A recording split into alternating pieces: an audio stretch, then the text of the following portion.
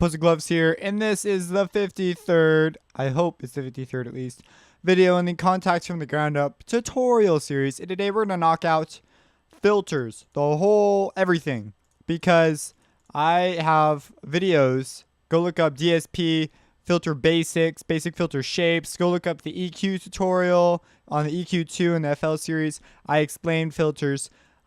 Filters are actually, there's quite the number of academic articles out there because filters are used in pretty much all of DSP ever.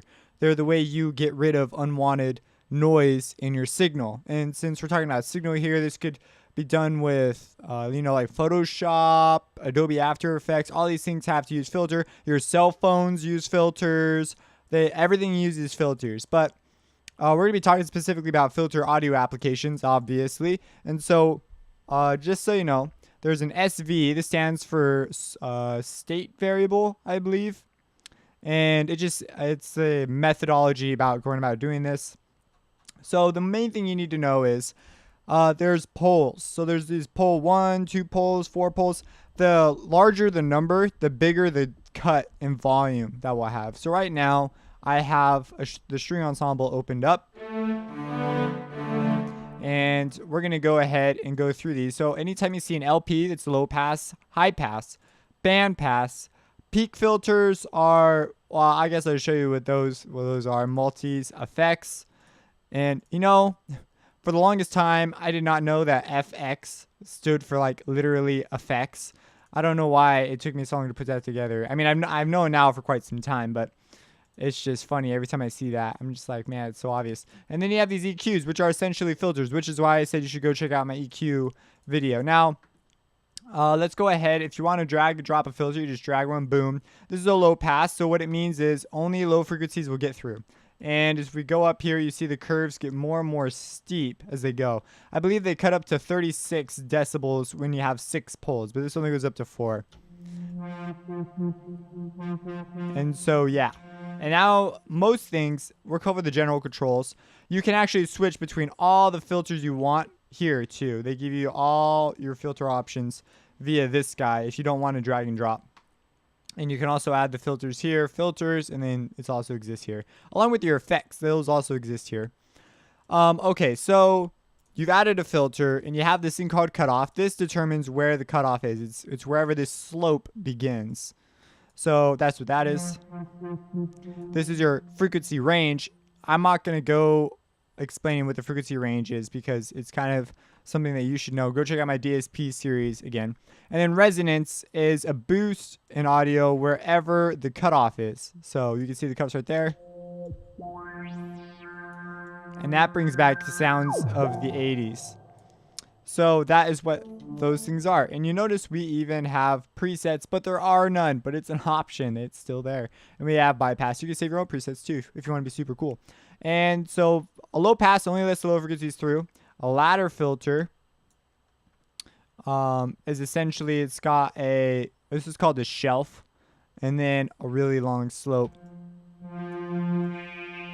So you can see our peaks over here. So so basically there's a shelf right there. So we need to take away. And you have a gain knob too. So you see you can increase it or decrease it. Actually, you can't decrease it. It goes to 0 and that's that. You have more severe ladder filters just like before. But the difference is they have this area called the low shelf. And this stands for adaptive resonance. So as you move it around and you were to increase resonance, you see that even though we have a lot of resonance, it's not as obvious, it's not as loud. And that is because it automatically detects, the filter is almost like a secondary filter for just the resonance. And it will take it and it will actually reduce that so we don't get these really loud peaks when we move into the upper register. So that's what AR is, adaptive resonance. Then we have DAFT. This, if you're a massive user, check out my massive tutorial series. If you're a massive user, this is what the filter looks like. They put it in Kontakt. And this is pretty much when you use that filter. Sounds like a whale. If you ever need to make a movie about whales, this is the filter you should use. You have this Pro 53. This is from another synthesizer Native Instruments has made. And oh, that's kind of strange right there. And now the unique thing about filters is, so people associate them with these basic things, but that's because they are not filter designers. This is why there are so many papers out there on filters, is you can create filters to, when you turn this knob, it does so much stuff. Each piece of the audio spectrum moves in just a different way. Filters, should be noted, only change the amplitude of spectrum. I believe they can also change phase too, because you can turn part of the frequency at the beginning off really sharply, and that would therefore change the phase. So that's what these are. So these are all types of low pass filters. High pass filters only let high frequencies through. And so that is what they do, and they're the exact same thing. You also have a daft high pass though. So that's an interesting note. So those are all pretty much the same. You have a bandpass filter. Bandpasses are cool. They're all the same. Now, if you see anything with legacy on it, that's for older versions of Kontakt. And these newer ones are basically to replace the older ones. So, yeah. So don't feel pressure to use those. In fact, they recommend not using them. So a bandpass only lets frequencies through in the band. The band width, so how big this band is, called Q. But over here, they refer to it as poles again. So if we get a 4-pole, so a much more severe cut in decibels. Now this is where a ton of basses come from. Like a lot of basses use a bandpass filter. And so that's pretty self-explanatory. You have these peak filters. So peak filters can peak in two directions. So if we have 0 decibels right here, we can peak down or up. So as you see, we create a phase. Now this is also called a band stop filter. So it's almost like a phaser where it phase inverts the signal, except for here it's just a literal hole in amplitude in your signal. This is not, oh, I guess it is a pretty severe one. If we boost it. And so that's all that notch filter, or peak filter is. And we just have a bunch of different kinds here. Well, this one's got 2. See, now we could turn them and they move in unison. You can actually do this with the EQ in FL.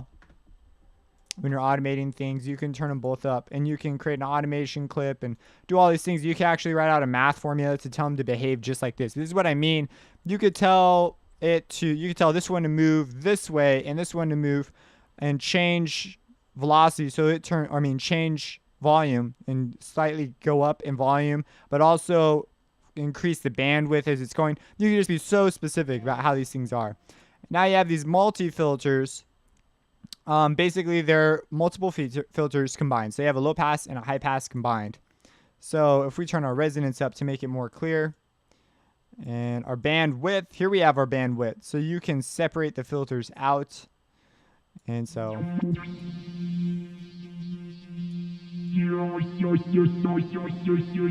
and that also sounds like some famous talking basses.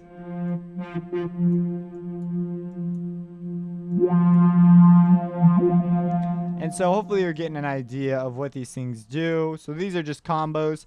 This thing looks scary, okay? It looks scary at first. Essentially, you have a cutoff. We know what resonance is and we know what type is, but here it only matters if you have the amount on. So we have our amount on, and now we can see clearly it is a low pass. However, we can turn the type and we can change it to a high pass. We can have it as sort of a band pass, and we can change it back. If we turn our amount down on amount 1 and turn on amount 2, whoa, we just turned another one on. And what's this? We can leave this as a low pass. We can turn amount 1 on, and it becomes a sharper low pass because these are both low passes. If we turn amount 3 on, it gets even sharper. And if, let's say, we've just turned amount 3 off, so these are the how much each one of these affects it, and this is the type of filter it is, thus labeled type. And we could introduce resonance on filter 2, and then as we move the filter 2 around, so as you can see, this makes sense because the resonance is going this way, but this filter's on before this filter. So naturally, we're going to lose the volume there. And if we turn the resonance on number 3, we could find out where number 3 is. We shift that around. So this is moving the filter around, and that's pretty much that. So that's what these different controls do. So this just controls the resonance, controls the type of the filter. This controls where the filter's at, and this is the actual cutoff of the first filter. So this is sort of a make your own filter, however you want type deal. And oh, look at that. They have presets specifically for each. They have presets for these filters. And then you have a low pass, high pass combo again. And if we come over to our FX, now I have a DSP called Formants. Formant. It's how your voice sounds. So right now I'm talking to you, but I am putting emphasis on certain partials and not on others. And it creates speech patterns, and that's what Formants does. So this actually the value is supposed to be an A. And you actually see this in our choirs. If you use the choir patches, and you see that it behaves in that way. So it goes you. It's creating formants, and I actually tried to manually create this, and I actually really enjoyed it. This is how talking synthesizers work. This is why it's easier for a synthesizer to talk to you, but it's a lot harder for the synthesizer to recognize your speech. We also just have a straight up phaser, which is another way of looking at this. And yeah, we have formances. Now this phaser, however, I suspect is just a band stop because it's in the filters section. Nope, it's an all pass filter. So I guess that kind of makes sense. The way any of these things work is it takes your signal, runs it through a process, and then spits it back out. Otherwise, it wouldn't be an affected signal. And it's actually, therefore, it's a delayed signal, but it's delayed so shortly that you can't hear it. And it's really interesting when you start reading about how these things work. There's one more. This is the EQ. Now, EQs, we're going to start with these bottom ones. They can have different bands. So if we put a band in here, we have a one-band EQ. And you could select your frequency, and this is at 0 decibels right now. It's even labeled for us. How nice. And you can change your gain at your frequency cutoff. And this is the bandwidth. So this is called a peak, just like your peak filters, except for you can change the width. This is called the Q factor, as we talked about before. I can't remember if larger Q is a bigger band or not, but I know it's one or the other. Oh, no, you know what? This is a Q of 3. That's huge. And then a small Q. That's my guess. You know what? I'm going to stop talking now. I probably got that wrong. But just so you know, it's called the Q, whatever that ratio is. And you can, of course, invert the gain or whatever. And you can have up to 3 of these types of bands. And you actually showing you get up to negative 18 in decibel reduction. And go look up, again, I have a decibel video. It talks about decibels and why that's cool. And then we have our solid G EQ, and this one's a little more ambiguous. These low bells and high bells affect, so low frequency, high frequency affect the shape of the curves at those areas of the frequency response. And you have gain, so we just boosted the low end by 20 decibels. That's like a ton. But then you also have a frequency associated with each one. So you can actually, and you could set the Q factor. We talked about that. I guess the larger the Q, the bigger the band. Yes, that was the way it worked in the smaller Q, smaller band. That makes sense. And you could set the band. Hopefully you've got a visual representation in your head, and this controls the filter over this area of the band. So this is sort of an EQ filter type deal. Fortunately, it's got no interactive graph like the other one did, so that's a bit of a bummer. But then you have your output like you would on any others, and that is filters in a nutshell. That's just straight up what they do and what they are. Yeah, so you could create some cool, interesting filter type moves here. And it's just really nifty. And it's the same pretty much as the parametric EQ. Now, if you've watched my DSP series, I was reading today about people complaining about the parametric EQ too. And I don't know. I thought it was so funny because it's clearly people who don't know what they're talking about. Because they're talking about, oh, it boosts the signal automatically. I'm like, well, it's labeled 0 dB. And they talk about how it was made wrong and stuff. It's like, yeah, right. I bet they couldn't even define bit depth or sample rate.